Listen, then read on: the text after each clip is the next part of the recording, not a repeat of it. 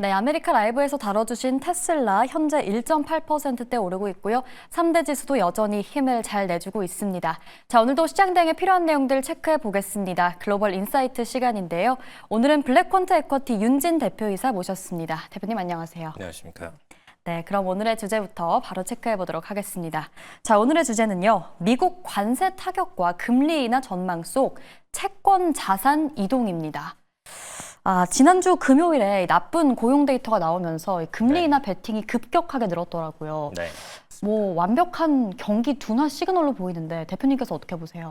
일단 가장 핵심적이었던 거는 이제 공급가 기준의 즉 이제 기업의 가격 기준의 인플레이션을 가장 많이 주목을 했었던 게 연준이었는데 네. 최근에 나왔던 지표는 사실상 이제 고용 데이터의 하락 기반에 개인들의 소득이 감소할 것이다에 대한 인플레이션 감소 전망에 따른 이제 금리 인하 조치를 전망하고 있다. 이렇게 좀 보시면 될 것 같고요. 사실 이제 파월 의장 같은 경우에는 트럼프의 명확한 압박을 받아오던 와중이었기 때문에 그런 부분 데이터가 실질적으로 본인의 어떤 금리 정책으로 영향을 받을까 혹은 이제 그 데이터에 대한 부분들이 실질적으로 연준의 어떤 판단으로 영향을 미칠 만한 근거가 될까? 이 부분이 가장 이제 핵심적인 경제 지표였던 부분이고요. 근데 그게 이제 실 데이터로 나오기 시작을 했기 때문에 조금 더 근거가 마련이 됐다. 그래서 시장 참가자들 입장에서는 굉장히 공격적으로 파월과 트럼프의 어떤 이해관도가 일치할 수 있다라는 면에 베팅을 하고 있다. 좀 이렇게 좀 보시면 좋을 것 같습니다. 그래서 일단 사실 최근 들어서 가장 핵심되었던 부분이 고용 약화 부분으로 인해서 얼마나 이제 실타격이 주어질 것인가, 그리고 기업들은 얼마나 좀 안 좋은 현황을 겪게 될 것인가, 이 부분이 가장 이제 걱정된 부분이었는데, 사실 이제 고용 데이터를 좀 까서 보게 되면은 7만 3천 개 정도로 이제 이전치나 이제 즉시 대비해서도 많이 감소하는 수치를 보이긴 했어요. 실업률도 0.1% 정도 증가하는 모습을 보였고, 근데 가장 핵심적으로 이게 어디서 감소했는가를 좀 나눠서 보게 되면 이제 연방 공무원이 줄어든 부분 이제 1만 2천 건 정도가 있었었고요. 그다음에 이제 교육 보건 서비스 부분, 즉 이제 의료기관에서 근무하시는 분들이 추가적으로 어떤 인원의 감축으로 인해서 감소한 이 인력이 약 3만 6천 명 정도 됐었습니다. 그래서 사실 이 데이터를 합하면은 거의 이제 지금 이번에 감소했던 데이터의 대다수라고 보실 수가 있거든요. 그래서 이런 데이터들은 기업에서 감소한 숫자라기보다는 오히려 이제 공공보건 의료라던가 혹은 이제 어떤 공공기관에서 감소한 인원에 대한 부분이기 때문에 오히려 기업은 실타격이 그렇게 크진 않다라고 보실 수가 있습니다. 그래서 이런 부분들이 기존의 어떤 기업에 대한 우려감과는 사실상 까보고 나면은 조금 다른 데이터가 있다라는 점은 참고하시면 좋을 것 같습니다. 네, 고용 약화 원인을 좀 뜯어보니까 공공재 중심의 좀 감축이었다라고 말씀을 해주셨는데요. 기업에 있어서는 실타격이 없는 건가 이런 생각이 드는데 사실 이제 곧 7일이면은 상호관세 발효를 앞두고 있지 않습니까? 네. 그러면 정말 살펴보니까 유효관세율이라는 게 올해 초에 2%대였다가 지금은 18%대까지 올랐다고 하더라고요. 무조건 미국 소비자들에게 직접적인 타격이 올 텐데 이게 기업들이 타격이 없을까요? 기업들은 당연히 타격이 있을 수밖에 없고요. 다만 이제 타격이 있을 기업과 없을 기업을 좀 나눠서 볼 필요가 있는데 최근 들어서 이제 상호관세 부과로 인해서 실타격이 있을 만한 상품들을 따지자면 이제 대부분 2차 산업을 통해 가지고 수입되는 물품들이 대다수입니다. 왜냐하면 일단 관세라는 것 자체가 소프트웨어나 이런 IT 섹터에는 적용하기가 굉장히 어렵고요. 로지스틱스를 통한 실질적인 물동량을 통해서 들어오는 어떤 세관을 거치는 물건들에 대해서 실질적으로 관세 부과들이 많이 일어나기 때문에 이런 부분들이 직접적인 타격이 되겠다 이렇게 좀 보시면 좋을 것 같고요. 그리고 이제 미국이란 국가 자체가 사실 이제 완제품을 정말 하이테크 형태로 생산을 해내거나 아니면 아예 본인들이 반대로 역수출을 하는 국가이기 때문에 사실 미국으로 들어가는 제품군이라는 것 자체가 굉장히 좀 한정적입니다. 이 제품군을 좀 까서 보게 되면은 사실 이제 가장 이제 최근에 논란이 되고 있는 건 위에 있는 캐나다와 아래에 있는 이제 멕시코가 가장 핵심적인 국가들인데 이 국가들 대상으로는 이제 신발이나 의류 같은 것들 혹은 이제 자동차 부품류 이런 것들이 이제 수입이 되고 있거든요. 근데 사실 여기로 이제 수입되는 이 부품류들까지도 대단히 하이 퀄리티 제품은 아닙니다. 3차 산업으로 볼 수가 없는 정말 이제 2차 산업 중에서도 사실상 중하위권에 배치될 수 있는 부품류를 수입을 하고 있고요. 그러다 보니까 이 제품군으로 인해서 타격을 입을 수 있는 기업군이라고 했을 때 기존의 기성 자동차 산업 분야라던가 혹은 이제 기성 나이키라던가 이런 의류 제품을 통해 가지고 어떤 제품을 생산해내는 이런 기업들한테 타격을 될 수 있지만 실질적으로 최근에 이제 유명세를 타고 있는 하이테크 기업들 중심으로는 타격권이 생각보다 그렇게 크지 않다라는 면은 좀 주목해 주시면 좋을 것 같고요. 그다음에 굳이 이제 최근에 빅테크 기업들 중에서 타격을 입을 기업들을 굳이 고르자라면은 테슬라 같은 기업들은 아무래도 이제 부품류가 부분적으로는 중국한테 의존하기도 하고 그다음에 뭐 멕시코 같은 국가의 제품들도 부분적으로는 수입을 하고 있다 보니까 타격이 아예 없진 않습니다. 근데 상대적으로 이제 기성 자동차 기업 대비해서는 적은 편이다. 이렇게 말씀드릴 수 있겠고요.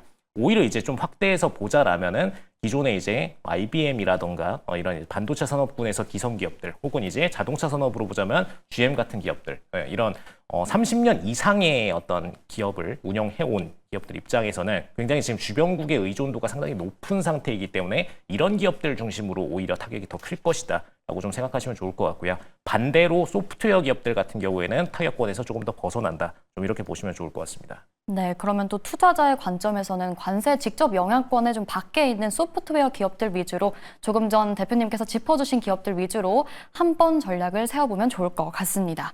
자, 그러면 지금 지난주 금요일 시장을 보면은 국채 금리가 좀 급락을 했어요. 네.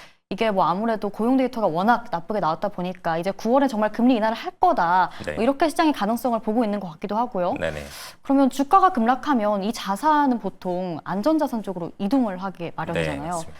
그게 또 채권 급락의 원인이라고 보면 될까요? 사실 이제 채권 같은 경우에는 이제 본인들의 어떤 안전가치 자산 외에도 네. 금리에 대한 영향 부분을 굉장히 좀 많이 영향을 미치기도 하고요. 그리고 채권 같은 경우는 이제 듀레이션을 매길 때 기본적으로 금리가 인하하게 될 경우에는 반대로 이제 가격에 있어서는 상승하는 그런 모멘텀을 가집니다. 그래서 이 안전자산의 경우에는 좀 분리해서 볼 필요가 있는데 사실 이제 최근 같은 경우에는 골드나 이런 안전자산들 중에서도 우리가 기성적으로 알고 있던 제품들이 굉장히 많이 올랐죠, 상반기에. 그러다 보니까 이 상품들 간에도 굉장히 좀 격차가 심한 편입니다. 이 위험자산 위주로 트레이딩을 하시던 분들 입장에서는 상대적으로 위험자산을 만약에 조정 구간으로 진입했을 때 청산을 해야 된다라고 하면은 청산하고 나서 그냥 단순하게 골드 혹은 뭐 과거에는 엔화 혹은 단순하게 채권 뭐 이런 식으로 이제 많이들 편입을 하셨었는데 최근에 좀 현황을 가장 요약해서 좀 얘기를 드리면 일단 시장 자체는 상승 기조를 이제 4월부터 계속해서 타서 현재 구간까지 왔었어요. 근데 이제 관세 시행을 본격적으로 앞두고 있는 구간이다 보니까 실타격이 이제 시작이 되긴 했습니다. 8월 1일부터도 이제 보여주기 시작을 했고 이제 실질 7일부터 이행이 진행이 되면은 이때부터도 더 큰 타격이 진행이 될 수 있습니다. 그래서 이 부분은 어쨌든 기업 입장에서는 재무가 안 좋아지는 것이기 때문에 분명히 조정 구간이 발생할 수 있다라는 점은 염두는 해 두셔야 되고요. 다만 이제 저희 같은 경우에도 운용 포지션에서 굳이 이제 롱 포지션을 줄이긴 했지만 롱 자체를 아예 숏으로 돌린다거나 이런 과감한 인베스트 자체에서의 매도 방향의 트레이딩을 하지는 않고 있습니다. 그래서 이런 부분들은 단순하게 비중적으로만 조절을 해주시면 좋을 것 같고요. 근데 중요한 점은 이 비중을 빼고 나서 보통은 원래는 이제 골드나 이런 대체 투자 자산군으로 바로 유입을 시키게 되는데 올해 같은 경우에는 골드가 워낙 지금 과상승을 많이 보였던 상태입니다. 상반기만 해도 26%가량의 상승세를 강하게 보였었고요.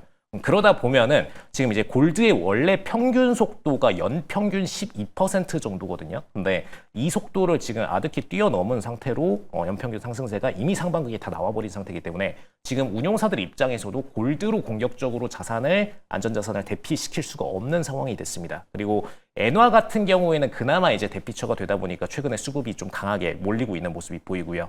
그다음에 최근 들어서 사실 대두가 됐던 게 암호화폐 쪽도 스테이블 코인도 도입되다 보니까 대체 투자 자산으로서 많이 좀 각광을 많이 받고 있는데 암호화폐 쪽까지도 사실 이제 스테이블 코인 출시 건으로 인해서 지금 2, 3분기에 굉장히 좀 큰 상승세를 많이 보이고 있어요. 그래서 현 시점에서 위험 자산을 빼가지고 암호화폐에 넣기에는 암호화폐 자체도 이미 너무나 변동성이 큰 위험 자산으로 분류가 되고 있기 때문에 대체 투자 자산은 될 수가 없고요. 그래서 지금 현재 시점에서 남아있는 두 자산을 그냥 꼽자라면은 엔화와 채권 이렇게 두 가지가 남는 상태입니다. 그래서 이 두 자산이 실질적으로 우리가 대체 투자를 함으로써 이익을 좀 더 회피하면서도 이익을 낮게라도 가져갈 수 있는 그런 자산이 될 수 있다. 이렇게 좀 보시면 좋을 것 같고요.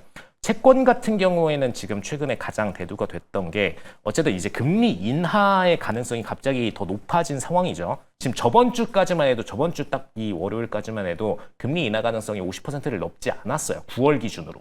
7월 기준이 아니라 9월 기준으로 넘지 않았었는데 실질적으로 이제 9월 기준으로 갑자기 저번 주 금요일부터 80%가량으로 높은 수치를 기록하기 시작했습니다. 어쨌든 고용지표 발표 직후에 20%가량이 더 튀었고요. 그래서 이 부분으로 인해서 어쨌든 금리 인하 가능성이 더 높아진 만큼 채권도 금리 인하에 대한 베팅률이 더 늘어나게 됩니다. 그래서 채권에 대한 금리 인하 베팅이 늘어나면 가격은 반대로 상승이 일어나게 되고 그 때문에 채권에 대한 베팅률이 굉장히 많이 늘어나고 있다. 좀 이렇게 좀 보시면 좋을 것 같습니다. 그래서 아마 이제 채권 자체가 익숙치 않은 분들은 증권사에서도 이제 얼핏물이나 이런 많은 채권 상품들을 유동 현금을 파킹할 수 있는 자산으로 보유하고 있어요. 그래서 그건 이제 증권사들마다 문의를 하시면은 바로바로 거래가 가능하실 거고 만약에 ETF 자산 형태로 혹은 이제 증권 자산 형태로 반드시 나는 갖고 가고 싶은데 위험은 좀 줄이고 싶다 하시는 분들은 뭐 해외 자산 기준으로는 예를 들어서 뭐 LQD나 이런 상품들은 하이힐드 채권이나 이런 것들을 같이 홀딩하고 있습니다. 그래서 우리가 트레이딩함에 있어서 채권 자산의 어떤 수익도 같이 가져가면서 시장 리스크를 부분적으로 해지할 수 있다라는 면에 있어서 메리트가 있다는 점 참고하시면 좋을 것 같습니다. 네, 금과 암호화폐 같은 경우에는 모두 좀 상반기에 과매수된 가격 구간에 있기 때문에 현재로서는 오히려 접근이 좀 어려운 상태고요. 대체 투자처로 뭐 엔화라던가 채권 함께 좀 언급을 해주셨습니다. 자, 그럼 대표님, 사실 지난주 금요일에는 많이 빠지긴 했지만 네. 오늘 시장 보면은 그래도 뭔가 9월 금리 인하에 약간 기대를 거는 건지 네. 좀 하락분을 만회하고 있거든요. 네네. 대체 투자처로 눈을 돌리지 말고 그냥 주식에 계속 머무르는 거 어떻게 보세요? 앞으로 좀 올라줄까요? 사실 저희도 90%가량은 아직 롱 포지션을 보유하고 있어요. 근데 이제 10% 정도는 축소를 했는데 시장 자체가 아예 무슨 하락 국면으로 전환돼 가지고 장기적인 약세를 거치거나 이러진 않을 걸로 보입니다. 다만 이제 비중적으로 봤을 때 롱온리 포지션을 너무 과하게 투입했던 그 지난 2분기가량의 어떤 그 상승세들을 부분적으로는 수익화를 좀 찍고 그 다음에 추가 조정을 받았을 때 단가를 조금 더 살짝 낮춰줄 필요성이 있다. 이 정도로만 인식을 해주시면 좋을 것 같아요. 그래서 어쨌든 이제 나의 수익 곡선을 가능한 리니어하게 만들어 두는 게 장기적으로도 우상향에 있어서 굉장히 좋은 것이기 때문에 그런 정도의 플레이를 위한 대처로 보시면 좋을 것 같습니다. 네, 자세한 투자 전략까지 함께 짚어주셨습니다. 블랙콘테 에코티 윤진 대표이사와 함께했습니다. 말씀 고맙습니다.